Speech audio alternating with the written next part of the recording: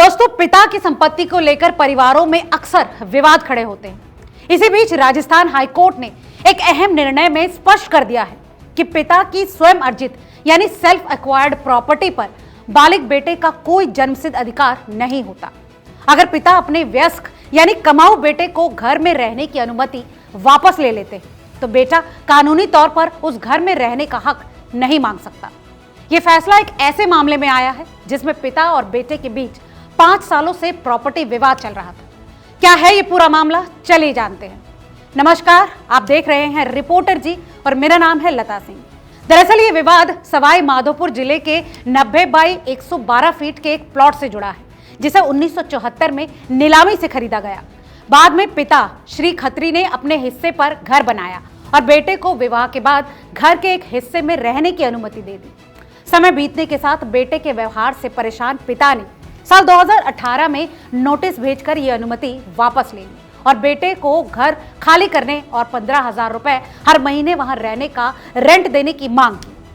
मगर दोस्तों, इस मामले में बेटे ने दावा किया है कि यह संपत्ति HUF यानी हिंदू अविभाजित परिवार की है और वो इसका सह अधिकार यानी को पार्टनर रखता है।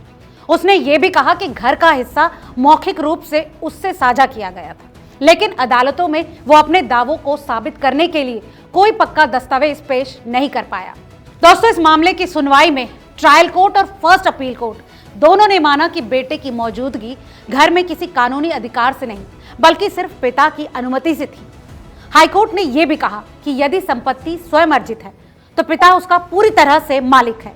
वयस्क बेटा केवल प्रेम और पारिवारिक भावना के तहत घर में रहता है, इससे उसके अधिकार पैदा नहीं होते। पिता अनुमति वापस ले ले तो बेटे को घर खाली करना ही होगा। कोर्ट ने इस मामले में दिल्ली हाई कोर्ट और सुप्रीम कोर्ट के कई फैसलों का हवाला देते हुए कहा कि लाइसेंस का मतलब सिर्फ पैसे देकर इस्तेमाल करना नहीं होता, बल्कि किसी को मुफ्त में अनुमति देना भी लाइसेंस ही माना जाता है। और जब लाइसेंस रद्द हो जाए तो व्यक्ति का अधिकार भी खत्म हो जाता है। चलिए आप जानते हैं कि HUF संपत्ति पर नियम क्या कहते हैं। कानूनी विशेषज्ञों के मुताबिक यदि संपत्ति HUF या फिर पूर्वज की होती है तो स्थिति अलग होती है। ऐसी संपत्ति में हर सह अधिकार को जन्म से अधिकार मिलता है और उसे उपयोग से वंचित करना बेदखली माना जाता है। मगर इस मामले में बेटा HUF का कोई सबूत नहीं दे पाया और इसीलिए अदालत ने पिता का दावा सही माना।